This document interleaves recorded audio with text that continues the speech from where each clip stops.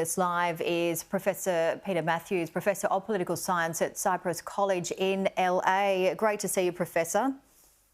Good to see you, Janie. How are you? Very well indeed. So what do you think Putin's true motivations are surrounding Ukraine? Is it strategic or Ukraine being part of Mother Russia? I think we got to go back a bit to history. We look at the negotiations when Germany was being reunited back in 1990. President Bush and his administration, H.W. Bush, promised the Soviet leader Gorbachev that if he would allow Germany to reunite, that NATO would not move 1 inch eastward. And that was back to James Baker's own words. NATO would not be expanded toward the Russian, the former Soviet borders, or the Soviet borders, or into the Soviet republics.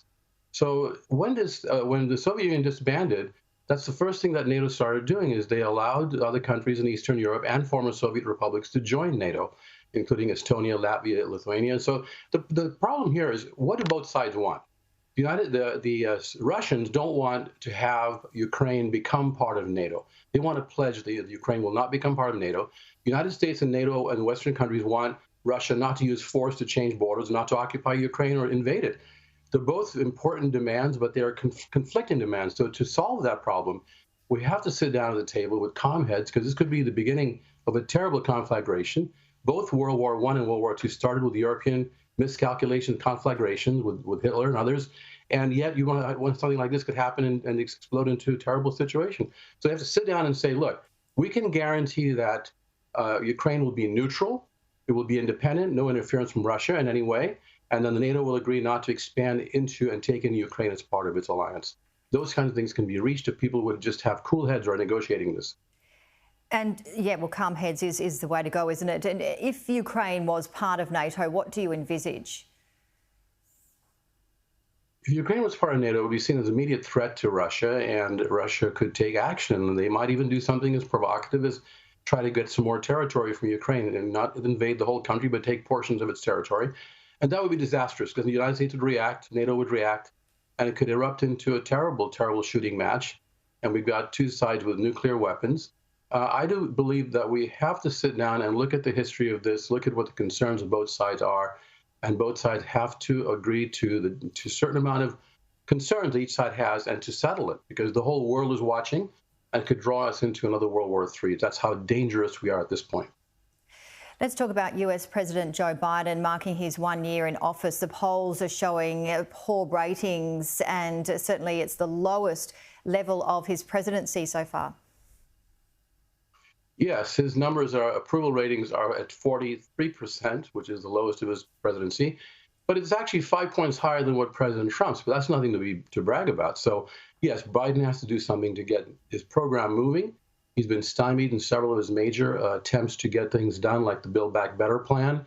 He did get through the rescue plan at the beginning and the infrastructure bipartisan bill, but he can't rest on his laurels, because he also got this major COVID situation, which has swept the United States, swept California, where I live. And there are far more hospitalizations now, 150,000 hospitalizations daily. There's 1,500 deaths daily. Those are huge numbers, approaching what we had last winter. So President Biden is unpopular to some extent, more than he was at the beginning of his presidency. He was very popular because he hasn't accomplished his full goals, or most of them actually, in economics and also the COVID crisis. So he has to move forward on that and somehow get the public behind him on it. And what are your thoughts, Professor, on the US judge who blocked the president's COVID vaccine mandate for federal workers? So around 3.5 million employees had been ordered to get vaccinated by November 22 unless they had that medical or religious exemption. This followed on the heels of the Supreme Court decision a few days ago blocking President Biden's mandate through the OSHA, the Occupational Health and Safety Administration, through them to require vaccination of any employers who have employees of 100 and more. That was blocked by the Supreme Court, saying the president has no right to do that. It's overextending his power, that Congress has to pass a law that would authorize OSHA and authorize them to do something like that. Congress has to be the main decision maker here, as well as state governments. That's what the Supreme Court said. And this particular state went right along with that and said, the judge went along with it and said, we're going to block this thing from taking place. It's overly broad. So that's a very big setback for our attempts to eliminate or to stop COVID in its tracks. And yet there's a constitutional issue here, and Congress needs to act. Congress has to get going and really push the national interest through with fighting COVID all the way.